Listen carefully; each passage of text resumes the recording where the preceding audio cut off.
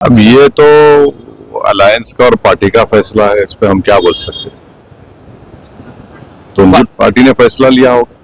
और सर जनमत तो 25 से 30 नीतीश कुमार के नाम पर इन लोगों ने दिया। हाँ, वो तो है, आपकी बात में सच्चाई है। सर बिहार में महागठबंधन की यदि सरकार बनती है तो क्या एआईएमआईएम समर्थन देगी? बन रही है क्या? नहीं, आरजेडी के नेता कह रहे हैं कि खरमास के बाद अभी खेला होना बाकी है और तेजस्वी जी जब खेला करेंगे तो सारे लोग देखते रह जाएंगे। अब राज्यसभा में तो खेल हो गया, चुनाव में अगर होता है तो जब देखेंगे, अभी तो कैसे बोले।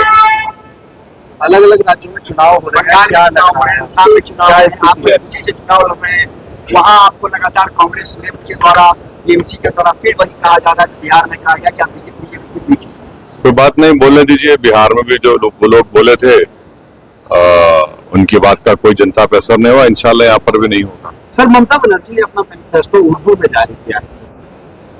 देखिए, उनका एक दोहरा चेहरा है। पिछले साल 5 लाख बैकवर्ड कास्ट के सर्टिफिकेट ने हाईकोर्ट ने कैंसिल कर दिया। उसमें करीब 3 लाख मुसलमान बैकवर्ड कास्ट के सर्टिफिकेट थे, उस पर बात ही नहीं हो रही है।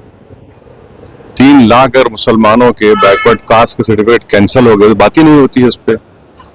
अब आप उर्दू में जारी कर रहे हैं।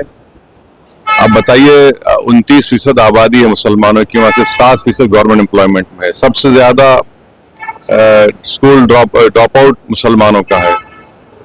बच्चियों का लो लिटरेसी रेट है। अगर आप मालदा मुर्शिदाबाद चले जाएंगे, वहां तो बहुत ज्यादा गरीबी है वहां के मुसलमानों में बनिस्बत दूसरे इलाकों के।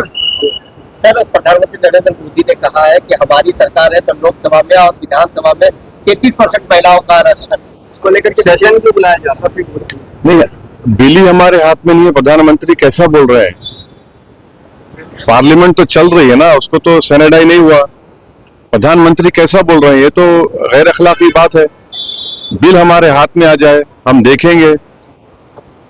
बिल आ ही नहीं रहा है। और दूसरी बात ये कि अगर 29 के बाद बुलाते तो कौन सा आसमान गिरने वाला था। कॉन्स्टिट्यूशनल अमेंडमेंट है, उसमें आपको 2/3 की जरूरत पड़ेगी। और बंगाल में 42 एमपीज हैं, तमिलनाडु में करीब 40 हैं, केरल में 20 हैं, असम में है। भाई ऐसा ही अगर आप मिला लेंगे तो करीब 150 एमपी तो चुनाव में लगे हुए हैं, करीब 150। तो इतनी जल्दी क्या है? आप 29 के बाद बुला लेते। बिल तो सर्कुलेट कर दीजिए, उस पर हम बात करेंगे, पढ़ लेंगे। अब आपका प्रॉब्लम बीजेपी का ये है कि 16 को सेशन होगा, तो 16 के दिन सुबह में हमारे सामने अलादीन के चिराग से जिन निकलेगा। कैसे पढ़ेंगे उसको? क्योंकि बहुत सी चीजें हैं ना उसमें। तो ओबीसी का भी महिला का आएगा, सब बातें हैं, तो अभी तो बोलना मुश्किल है।